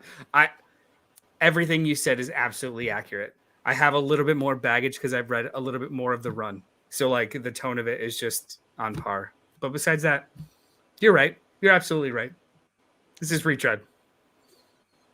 Brian. Yeah, that was my take on it too. Like so the opening page, Daredevil's costume is illustrated fantastically. Like it looks like a heavier suit than spandex. It looks really good. Also, is this Peter Parker's new look? Like what Spider-Man? This is Ben. Ben Reilly. No, there's two Spider-Men here. It's Miles. Three. That's Miles's new look with the I like that costume a lot. I don't like it as much as Miles' other costume. Yeah. I just had this same conversation with JD. I was just like, yeah. I like Miles' new costume. Yeah. A little bit weird, mask on mask, but I like it in general. Yeah. I don't like it better than what he had before. No, his other one, but I like it. Great. Yeah. yeah. No, when I thought it was Peter, I was like, yeah, for a little bit. The slightly more traditional Spider-Man costume, which is rejiggered, that's Ben Reilly. Yeah. Good. So yeah, but I was reading it and I was like, oh, Civil War. Oh, and they mentioned Civil War, and not just Civil War even. Like, this is not that new of a concept. Mm-hmm. And or even having the villains as the enforcers that are now on this, that's Dark Reign, the Thunderbolts. Different events. Thunderbolts, baby. Yeah. Right, exactly. And they are the Thunderbolts in this even. So you're not wrong, though. Like, they are conscious of it in the story. Although when Luke and Jessica, they're like, we got to get out of here, and they're like, this is why we don't wear costumes. Isn't that why the other people do wear costumes? So that you don't know who they are. Yeah, because you can take off the costumes. Right, like they're just walking around as themselves. I mean, also, I mean, you know what she meant by that, right? The fact that, like, we don't colorfully dress ourselves up to, bring attention. They don't attract attention. But, no, I mean, while I was reading it, I was like, but that's what masks do. Like, your identities are public. They can just come and get you, Sure. Yeah. Sure. Yeah. Also, how are they taking out Reed Richards and the Invisible Woman that easily? Like, Dr. Otto Octavius handles them. But yeah, I like that they have a protocol for that, and Thing and Johnny are now out scheming things up. Butch is sort of an odd character who wants to be a mafia boss, but not like his dad, and he doesn't kill a lot, I think, is his deal. He did. So I there's two things that I don't know if you guys are aware of. I did go back and read issue 36 that led into this, just in case I missed something. And they do introduce the idea of Matt goes out of his way to. It's the issue where of their wedding of Fisk and Typhoid Mary's wedding. Matt goes out of his way to, after getting out of prison, to just show up at Fisk's office. He's like, "Look, we've done this shit over and over again. I go to prison, you go to prison. Neither of us actually ever change, and blah blah blah blah blah. So I'm gonna try something new. I'm just gonna let you be happy. Like maybe you being content is gonna be what kind of just keeps us on a level playing field for the ongoing future." And Fisk is like, fair. Yeah. Stay in our lanes. Yeah. But then later on, and during their honeymoon, he's in his cabin with her, and he's going through old files, and he actually has a Daredevil identity kind of file, like all the things that he's collected over time and all the secrets, and he's just like going through them for like shits and giggles and fun to like clean house. And he starts to read the file and doesn't remember the information in it, which pisses him off. Because during Mark Waid's run, he put that genie back in the bottle of his identity being a secret because all of the Purple Man's children made the world forget that. So he has all of this old historical information about who Daredevil is, and he can't read it. Like he physically can't read it. And that was the scene at the beginning of this where he's so fucking pissed that you did something to my head. Yeah. All bets are off. Identity all crisis superheroes stuff. are gone. That's pretty interesting. I like that. I thought that was super wild. Like they had an armistice for 5 minutes that could have worked, but just like in Matt Murdock fashion, he did something way earlier to fuck it up. Just way earlier. Yeah. I thought that was really cool. This run is really fun. Remind me who this not Matt Murdock is that we're looking at. That's his brother, who was originally a fake identity portrayed by Matt Murdock, but was then given actual life. We read this, JD, for the podcast. We read that like synopsis of his entire existence, which was new but retroactively included in. It was an history. annual, yeah. He was made real. Was it because of Secret Wars? I don't remember the mechanism that I was trying to remember. I remember reading that, but I was trying to get to the impetus of it. I was trying to remember why, what the thing was. Yeah, I couldn't do it. He was fake, made real. Yeah. He learned he was fake, and made it to where he was a real boy. So like he and he is not blind, right? And does not have powers of any kind. Didn't he like make it with a fucking? It was either magic or something else where he inserted himself into memories. Something that the Hood had. Like I don't think it was the North Stones, but whatever he had at that time. Yeah, he was real, but then made it to where he was actually a part of. He has a timeline, like of the past. Yeah. As far as Matt's concerned, I have a fucking twin brother, and he's a screw. Yeah. One here thing at the end. What? Here at the end is another thing that I think we've seen before that they're headed to. I'm not certain, but it looks like Fisk is taking the Purple Man's powers, much like the Red Skull took Xavier's powers. When I was reading it, I was like, "Oh, is he doing like a?" This is a greatest hits of Marvel tropes, and I'm sorry, I'm a bit of a sucker for it. That's cool. When it's done well, I like it. Yeah. I like this end here where Fisk sort of guts the Purple Man. Yeah, and looks like he's gonna be powering himself up. Yeah, I mean, I realize I gave a bunch of negatives. I still enjoyed the issue. It does not hurt that Marco Cicchetto drew it. I'll tell you what. So good at this. And why is that Punisher run out of print, dude? Why? Whatever. I got all the single issues. I keep meaning to make it into an omnibus, send it to a bindery, and have them fix it for me. You need to do it so as soon as you pay for that, it's announced. Yeah, because that's my luck. You can do that. You can have someone turn single issues into a dude. Yes. Oh yeah, that's cool. I've collected all of the Ben Riley. I'm a big Ben Riley Spider-Man fan. Oh yeah. So I've collected both Ben Riley series that came out. One from Christopher Yost and one by David. Peter David. And I'm going to have them both bound together into an omnibus so that I have them all in one little thing on my shelf.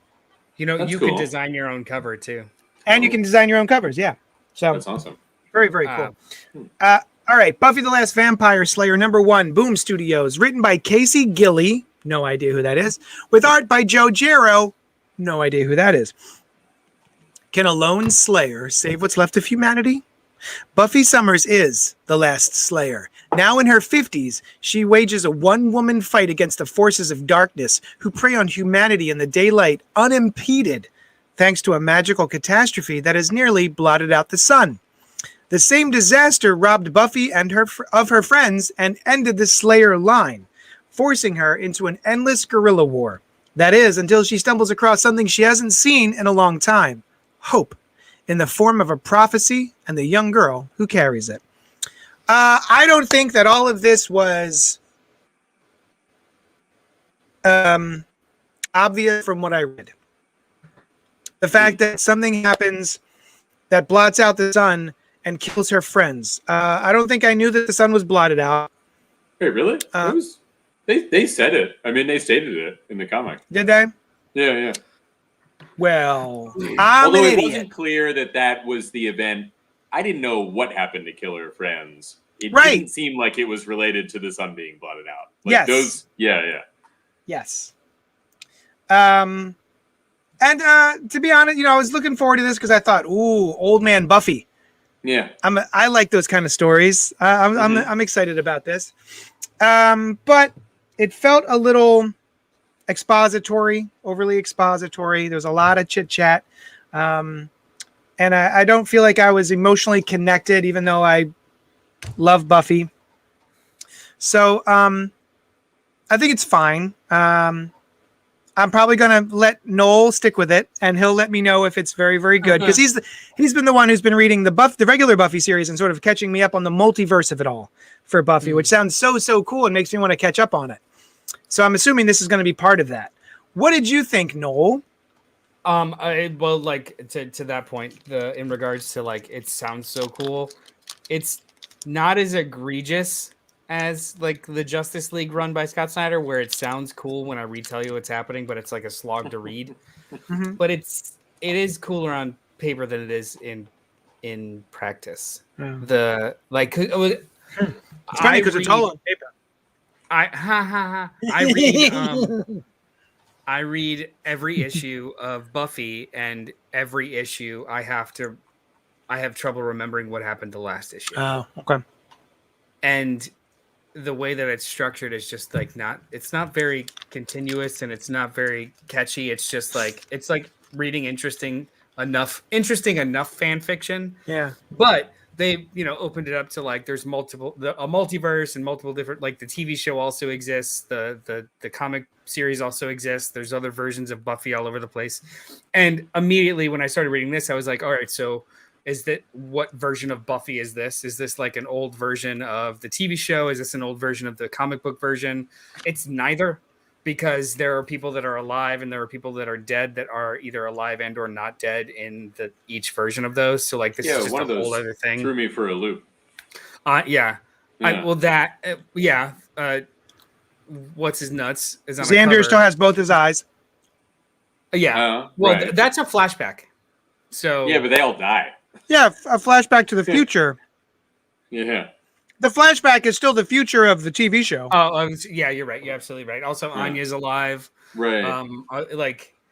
Is she dead in the new comic thing? Did she die in the show? No, she's alive in the new comic, but she's dead in the show. Whereas that's right. Xander is not alive in the comic, right? But was alive in the show. But the show version has one eye. Like this is.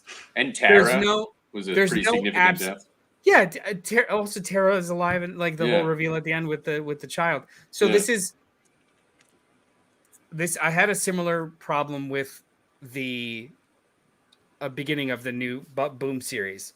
The first couple of issues, the art was amazing, but I kept wondering who's this for, because you keep making references to a TV show that's 25 years old, but you keep trying to reintroduce things, but you're doing it by referencing things. Like there was like no work put in to introduce you to these new versions of characters. Just like, you remember, right? You remember. Like, so it's like, who's this for? Are you just trying to please the old people, or are you trying to introduce new people? Because you're doing a half-assed job of both.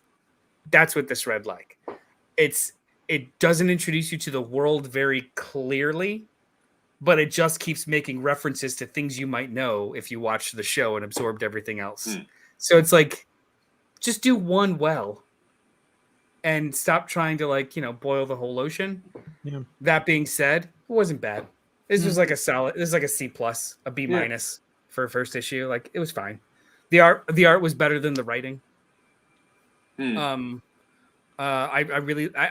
didn't have problems following it. I like how they did kind of trickle in the rules of this world. Like her powers are waning, but now she's pretty much immortal. So like her powers have flipped with the sun got blotted out in a weird way, but also she can't blend in at all. Because when she's around supernatural beings or vampires or demons, she starts to get nosebleeds and headaches. Like she can't function very well to do her job. So I like them kind of fucking with Buffy, but it's just, it's all between the lines as opposed to on the page. So that nosebleed thing kind of calls back, which I didn't pick up on because they dropped it in the show pretty early. That she gets like menstrual cramps when she's around vampires. I know they mentioned in the movie, and I think it was in the beginning of the show, but that didn't really stick around if it was. So the nosebleed thing is kind of similar. And the whole like terrorist thing. So I guess the sun blots out. The Watcher Council gets reorganized into being more of a peace treaty type of organization that kind of polices both, like an armistice between the supernatural world and humans. And the new Watchers are potential slayers that will kind of become like a police force or a peacekeeping force, but then they're just all blown up. Oops. Yeah. So I thought that part of it was a little similar to what you were talking about. Oh, like they don't really introduce much of the world, and they have all these references. Like everyone that you're interested in seeing is not part of this, other than Buffy, and they don't do anything to give you any new interesting stuff for like, I don't know, usually in these dystopian stories, I mean, I know we get it right at the end, but there's remnants or what happened to this character or that character, and none of those are really present, except for to Buffy, but you don't get much about. Like, she's just kind of that, I live in a crappy apartment, I don't have a purpose in the world kind of thing, and you get a little tease of her powers are flipped. That's about it. It feels like an outline. This issue feels like an outline. Yeah. Also, why is Anya? She has like two different forms, right? She's got like a vampire-looking form. Did she? I don't remember her having another look in the show. Yeah, she's a demon. She has a demon look, though. That's not just. Yeah, like it's almost like a Deadpool style skin with lines. Oh, all right. Which they kind of do in the book. Yeah. Little Guillermo del Toro with the etching in the. All right. Yeah. I also had a little bit of a hard time figuring out whose text bubble was whose in that lengthy text thing. I mean, it's laid out there. It just, because one of them says, "Are you following me?" And that's Buffy, but I don't know. It didn't flow that cohesively, and I found I had to keep going back and being like, okay, this one is Buffy, this one is whoever she is talking to, because we don't know yet that it's Anya. Yeah, there's a scene here, speaking of confusion, there's a scene here where she's walking down the street and she holds her phone up and she sees the reflection behind her and she turns around and it's gone. That's fine. But then she's walking down the street and she turns around and there's a woman there with a parrot. Yeah. And Buffy screams, "Why are you following me?" And then the woman says, "Sometimes they follow me too." And Buffy goes, "Sorry." I guess it's just supposed to be like a crazy person on the street. Like Yeah, that, I was wasn't pretty good. entirely. I had to read that a couple Yeah. times to be like, what is happening in this scene? Yeah. Yeah. And I just presume it's Willow's daughter using magic because you see the extra shadow and stuff. It's just, again, there's a lot of bits in here that aren't as clear as they should be or could be. It's like they're rushing through plot points without actually telling me a story. Yeah. Yeah. Yeah. It's very expository. There's no grounding in any of the characters. There's no like kind of window into their psyches. No reason to be emotionally connected to them. But there is if you just recognize names. Yeah, if you're like, oh, that's Buffy. Goes back to my original point of like, again, who's this for? Are you trying to tell me a new story, or are you just trying to like check references off a list and rush through it? Like, I don't know. I don't really care for this issue, but it makes me kind of want a Sarah Michelle Gellar led last Buffy series. That would be cool. Yeah. That's just like, I don't know, give her a couple more years, and she's not too far behind this, right? Yeah, age her up, but give her like 10 years with gray hair, and we could just do it today. Let's do it. She's retired from acting though at the moment. She'll come back for this. Is she? I think I read something about. Oh yeah, she just did something for He-Man or Masters of the Universe Revelations, right? She was. That's right. Or Evil. And I just saw her in Scream 2. Oh, well, that counts. I don't know how time works. They act them out, JD. Whenever you hit the button to start it, they come in. They quick get their clothes on, and they're like, "God damn it!" Yeah. I know I got to play Cece again. It sucks when I rewind and like watch the scene over and over again. It really tires them out. Oh yeah, they hate it. Yeah. Oh, Thunder Round. Thunder Round. So a Thunder Round is a 60-second review. One of us is going to do it. Who is it and what's... Oh, One Star Squadron #1 from DC Comics, written by Noel's favorite writer, Mark Russell, and I'm waiting for it to keep scrolling. Art by Steve Lieber. But I think Brian's going to do the Thunder Round. Thunder Round. Noel, do you have the 60-second clock? Maybe. Let's see. Brian, are you ready? I am ready. Yes. Noel, are you ready? I will be. And go. This is pretty good. I like this art and art style. It has a not exactly cartoony, but not as realistic as some. It was fine. It's like an offbeat, is this in continuity kind of book. Red Tornado's in it. That's cool. I recognize most of the One Star Squadron. And Power Girl seems a little out of character. We'll see what happens. And Gangbusters in it. Jose Delgado. And I was like, that's cool. Jose Delgado from the 90s. Mark Russell usually has some sort of commentary up his sleeve, and I imagine he's going to do it with this one. Nothing grabbed me that much about it, but the art was really good. It was cool. End of round.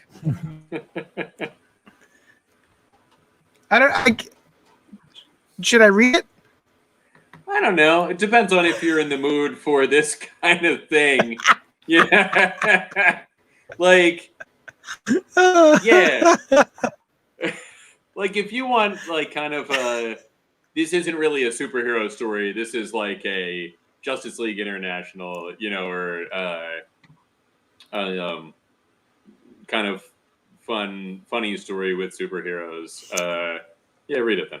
All right, we're gonna have dueling Thunder Rounds. Here we go. It's Noel's turn. Yeah. To do a Thunder Round. Of the same book. Here we go. Do you have his 60 seconds? Oh, I'm doing it. Oh, you said here we go, so I thought you were on it. I was just amped up for it. Hang on a second. All right, here we go. All right, All right. All right, Noel, and go. You're out, Noel. Maybe we should What's restart happening? the round. I don't know. Did you I try guess to put he him can't. up? Is he having? I guess he's having trouble, but refuses to communicate no. that to us. Oh no! I thought you tried to make him the only person on screen, No. and you actually No, he's kicked him doing out. something where he's just leaving the. He's in the background there, but he That's interesting. isn't. Oh, private chat. Hold on. Whoop! I There it can't is. hear anything. Says Noel. There it Oh. is. Well, he doesn't need to hear for a thunder round. Thunder round. Thunder round. All right, well, heck with that guy. Let's see. While he's working on his stuff, Batman number 118 from DC Comics, written by Joshua Williamson, the new team of Joshua Williamson and Jorge Molina. There it is. New creative team. Start of a new story arc as Batman leaves Gotham. As Gotham celebrates surviving Fear State, Batman retreats alone into the darkness. But when he learns of a mystery involving Batman Incorporated, it forces the Caped Crusader to leave Gotham for a brand new adventure. Thrills, chills, and international intrigue await! Exclamation point. I haven't read an issue of Batman in quite a while. I remember being one of the people who enjoyed the previous run by James Tynion. Yeah. But did you read this one? This issue?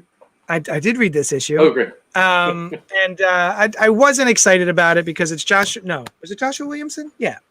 Yeah. Joshua Williamson. I did not care for his Flash run. I feel like I just read something by him the other day, and I was like, I don't remember what it was. What was it, Noel? Not Flash, not Robin.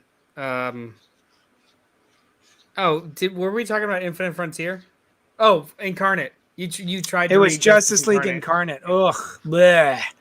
I was like, maybe I just don't like Joshua Williamson. However, I quite enjoyed this issue. I like this a lot. Jorge Molina's artwork is awesome. He is a very good replacement or continuation from Jorge Jimenez. Very different style. Less flashy, I would think, but very, very good. And I like this a lot. I thought this was a lot of fun. Batman doing what Batman does. All of Gotham is celebrating. Everyone's going out drinking and hooting and hollering and partying, and Batman's like, I'm gonna be sad somewhere. And people who were reading Batman 15 years ago when Grant Morrison was writing it will remember the Batman Incorporated, which was a Batman-funded Batsercise of different international Batmen. And he was kind of help funding them. The reveal here is that they are still being funded, were still being funded by Lex Luthor. However, they all teamed up from all what the evidence shows to murder a villain. So yeah, I quite enjoyed this. What did you think, Brian? Oh, I enjoyed it as well. Yeah, I thought it was really cool. It was very solid Batman. It was really just straightforward. Bruce Wayne and the countless Batman's got to do some Batman stuff. I in the very beginning of I guess the first half of it, you see him in Gotham, like you're talking about, and the fireworks going up and everything, and you get that first reveal of him with the fireworks in behind him. It is a great splash page. I think it's like one page after what you've got on screen now. That one. It's a great page. And I was like, oh, cool. They're having him back in just like the straight up classic costume. It's really this or this with blue instead of black are my two main Batman costumes. Do you like the gray bat or the black bat on the gray background, or do you like the blue the bat yellow oval? I think I like the bat on the gray background. Okay, cool. Just curious. Yeah. I always liked it when you remember when the yellow oval was the thing of the time, and they would do flashbacks of him, and that was how they would denote it was early in his career. Yep. He just had that, and I always like seeing it. Then I like the yellow oval, and that's definitely like the Denny O'Neil, Neil Adams run is some formative Batman stuff for me, and all of my formative Batman exposure had that yellow oval, so it's still very cool. But when they switched back to this in like the early 2000s, in the Batman 10-cent adventure, Wow. that? Yeah. I at that time I was like, cool. really cool that they are going back to this. Yeah, so I'm into that. How about you? I had the same experience. I was happy with the yellow oval, but then they did that change back to it, and I was like, "Ooh, that's snazzy. I like that a lot." Yeah. Now I think I like both, depending on the time period. I have a question. Because I was not catching up, I was not keeping up with this book. There is a little montage that says like, Bruce, you've been going through a lot of stuff recently. And they show, I think, his time with the Bendis Justice League, I think, is there. What's happening? Who's the guy with his hand on Bruce's shoulder? I don't know. Maybe it's Todd. I don't know. Where is this? Oh, yeah. Well, with the domino mask. Yeah, I don't know who that. What is that? I think maybe it's Jason Todd, but I don't know. It's weird. Like a Batman costume with red eyes and a domino mask is not anything that I have seen anywhere else. I feel like I rolled past that because I also paused on it. Like, what am I? You know what? Fuck it. Yeah. And I actually just kept going. Like, because Batman's got 55 books on the shelves, and this could be a reference to any of them. I don't know. I like the idea of him being, because they're doing some other stuff with Batman in Gotham. I think this is a cool thing to have him do. Like, there's a mystery in Europe, and he's got to go do something with that for a while and figure out what's going on with the old Batman Incorporated guys. Speaking of the montages, I really liked when Barbara Gordon says something like, don't you ever celebrate or whatever. And there's like a flashbacks to him and Dick in the Wayne Manor, him and Superman, it's cool. Him happy. Yeah, absolutely. Exactly. Yeah. There's two things I want to mention about this book. One, during the whole like middle action sequence where he's fighting all the villains that are dressed up as villains or stuff. Yeah. They all look so spot on, the actual villains, that I was like, what the fuck is going on? Like, make the Joker look like a dude dressed up like the Joker, not 4 Jokers. Agreed. I kind of thought I hated that. I wasn't sure. That's just it. Are they villains that infiltrated this high society villain party? No, it's thugs that dressed up like villains to infiltrate the all of these dudes. He was being led by Firebug or whatever his name is. Yeah, this is all C stringers that have amazing cosplay skills, I guess, and just like elongated their That's where jaws. they really excel. Yeah, I lost. What's the disbelief? That was my threshold. Yeah, my threshold for suspension was just like right there, just like get over this. However, I will say like the last, I don't know, 50 issues of Batman, mostly Tynan's run, but also the end of King's run, has been Bruce Wayne / Batman on their back heel and just reacting. The thing gets taken over. This Gotham City gets taken over again. This is happening. This is happening. This is happening. It's just this guy reacting. This was a mystery, and it was infinitely more interesting in just one issue. He's on the case. There is just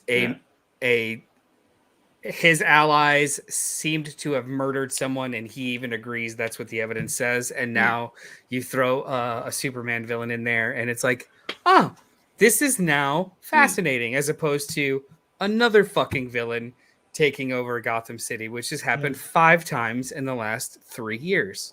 So I'm in. Which I kind of appreciated that they were building that towards, or at least retroactively making it seem like it was being built towards Fear State. Yeah, I didn't. Did you finish Fear State? Because no, we read it, and it was basically they reference all of those things that happened to Gotham and how it has primed the populace of Gotham for the Fear State, and that's sort of how we got there, which I thought was neat. I hope they stuck the landing then, because I remember. We thought it was like, hey, at least they're using this trope as a story point, but I have no idea if it was successful or not. Yeah. So it's off to a good start. I like it. Yeah, and I think it's pretty cool. That's a handsome Lex. Yeah, it's a nice looking Lex in almost the same colors that Kingpin is wearing in Devil's Reign. While that's Kingpin funny. Is running Mark Strong right there. Yeah, it looks like Mark Strong. I think Sinestro. I think Jorge Jimenez is coming back. Okay. Just in general, like all of these artists are amazing. Also, too, they made such a big deal about designing this new character of Abyss, and he's the first appearance. Motherfucker gets murdered. That's the whole point of this story, is that he's dead. Yeah. And Maybe I was we'll like, see more cool. flashbacks. No. I want him to stay dead. I mean flashbacks, but I want I think that's the coolest, slickest troll of hey guys, get this first issue, first appearance of Abyss, and it's his dead body. Yeah. That's it. Yeah. And that looks like Jorge Jimenez. That looks like another Jorge Jimenez design. Yeah, this is like a mashup between Ghostmaker and Miracle Molly and Punchline. Yeah. It's just merged together. Ghostmaker seems to have been shown the door, right? Or ushered off the board. That's one scene. Apparently in the end of Tynan's run, there's an annual, and it has to do with Ghostmaker and Clown Hunter kind of going off together to be better vigilantes somewhere. Yeah. That's cool. And because he's not necessary for this, what seems to be fish out of water-ish Batman, because whenever Batman travels, that's a fun trope of a Batman story, right? When he has to leave Gotham for some reason. Mm-hmm. And it's usually just Batman in a strange place, or maybe Robin is there. Yeah, and I think I remember reading too that they're going to keep him out of Gotham for a while, which I'm super down with. Well, I had read that he was going to be. Wait, maybe it's I Am Batman. Batman's going to New York. Yes, Batman takes Manhattan. Yeah, Jace Fox is moving to New York, which is strange because I thought that's why they were having Bruce Wayne leave Gotham. No, and then you've got Dick is exclusively intentionally staying in Bloodhaven, right? Because he's doing all his philanthropy. So that's cool. I mean, leave Gotham to the babies. Who knows? Yeah. I'm sure there's 4,000 books. I'm sure there's going to be somebody patrolling Gotham. Jason Todd will take care of it. Or Jason Todd, Tim Drake, both Batgirls, Oracle, Signal, others. There's 45 characters. Maybe even Harvey Dent sometimes. Or Clayface on occasion. Why not? Batwoman. Batgirl. Oh, Star Wars Crimson Reign. Star Wars Crimson. We're not going to just keep naming Batman characters. Star Wars Crimson Reign #1, written by from Marvel Comics, written by Charles Soule with art by Steve Cummings. After the dawn comes the rain. The story that began with War of the Bounty Hunters continues here in the second installment of a trilogy that will reshape the history of the Star Wars galaxy during the Age of Rebellion, featuring the return of beloved characters, shocking twists, epic of the Force, and a story that will reach from Star Wars' darkest underworld all the way to the Imperial Palace on Coruscant. Crimson Reign is a Star Wars saga like no other. I like Charles Soule's Star Wars. I like it. It's this issue, however, felt a little homeworky. There was a lot of text. There was a lot of exposition, a lot of planning, right? A lot of things going on. And as I was reading it, I was going, boy, this is a lot. Especially because I was under the gun trying to read it before the show. I was like, oh boy, this is still going. Jeez, okay. But now that I've read the issue, I'm like, oh, I like that. The further I've given a little distance, and I'm like, oh, I actually like that. I'm curious to see where this is going. I like that Kira is back. That's about Soul. There are Star Wars films that the comment sections of the internet complain about ad nauseum, and one of them is Solo, and he is featuring very heavily Kira, who is from the Solo film, and I was very excited to see her. The Knights of Ren are in here, which I'm excited about, learning more about them. He's doing things with the comic book series that I want the comic book series to do. Is the whole purpose of the series for me, the comic books, is to answer the questions, delve into the characters a little bit more that we only maybe see here or there in the films, and give me more experience with them. So it's doing what I want. And like I said, this first issue was a bit of a hump to get over, but now that I'm over it, I'm looking forward to the rest of the series. Curious to see where it's headed. Yeah, what did you think? No. I agree with you. Like, I did read War of the Bounty Hunters. First of all, I also read the first, 10 issues of his Star Wars run. And yeah, he just writes these characters in such a breezy fashion that it's like falling off, like bleeding from issue to issue, just like falling downhill of just enjoying these stories. Before you know it, you're on issue like 15. Yeah. I love how he handles these characters. War of the Bounty Hunters was fine. It was enjoyable, but it felt like a extended side quest. That's exactly it. When I try to tell customers about it, it's a little difficult. It's like, so you know that Han Solo winds up in Carbonite at Jabba's palace. Well, hijinks happened on the way there, and Boba Fett lost him, and he had to go get him, and everyone was trying to get Han Solo. Like, it was an extended side quest, and when they revealed this piece of it, that like it was going to move into this series, and Kira was a part of it, and she was reintroduced to this world.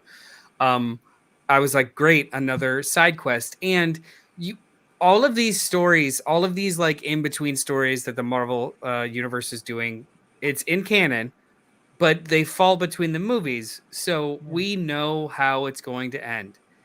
We know that Kira hasn't shown up.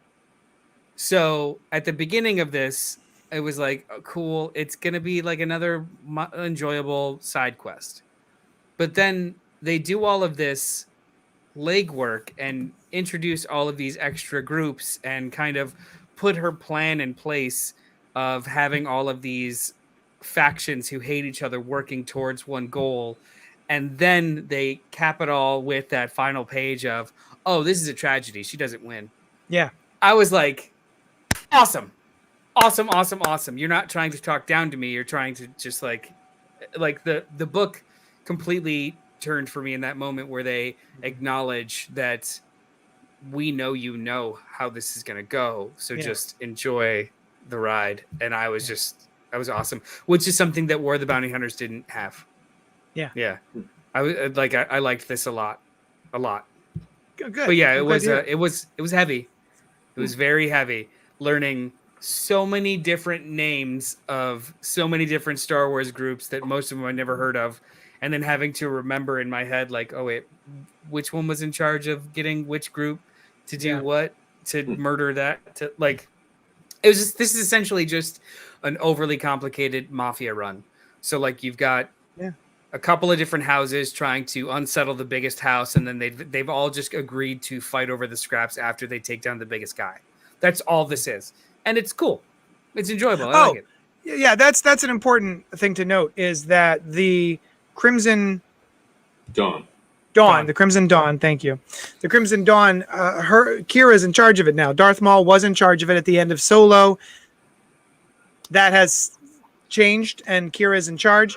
And her thing is this: F the Sith. Like, I've brought you all here, all of these different factions, these gangs, basically, because you're all aware of the Sith and the Sith being in charge of everything and just screwing all of us over and over and over again. So let's take down the Sith. Let's take down Palpatine, old Palpy. Which, by the way, side note, not a great drawing of Palpy. No. The Darth Vader likeness is spot on, though. Yeah. Is it? That does not look like Palpatine. I thought that was kind of cool, too. I did have a question where we're dealing with the... Is it about the name of that group? Yes! Go ahead, Brian. Go ahead. I had the same question. I had two major questions during this, and that was one of them. They say, whoever the leader of this group called, he says, you know how I called our group the Orphans? It's not just to sound tough. And the droid says... We're all actually orphans, yeah. Right, that's the deal. And then the next two lines later, she says, right. We're all orphans. A little bit later, the droid then says, but shouldn't the team be simply named the Orphans, which to all appearances is their name. Yeah. And they do not at any point, I went back to look, like, is there an epithet to it? Or is it Same. yeah, like the Orphans except one of us is their name or something? The Raging Orphans, nothing. And I wonder if that was changed from one draft of the script to the next. Yeah, definitely. I can see. Yeah, you know, how I called our group the Orphans. It's not just to sound tough. And then cut to the next page. Query related. Based on the information, our team should be named simply the Orphans. Like, Motherfucker, that's what the name is. What? Are you not listening to my expository soliloquy? There are times when I'm reading comics. This happens very frequently where there is a tonal joke or a wordplay joke that doesn't land at all. So I've almost trained myself to usually read past them if oh, they meant something and I don't care for the inflection right now. And that just kind of like, I just rolled right past that because I also noted it too. Like, aren't they called like even the issues called the Orphan? You know what? Whatever. And I just kept going because, yeah, that's rough. It was a rough joke. It was supposed to be a comedic beat.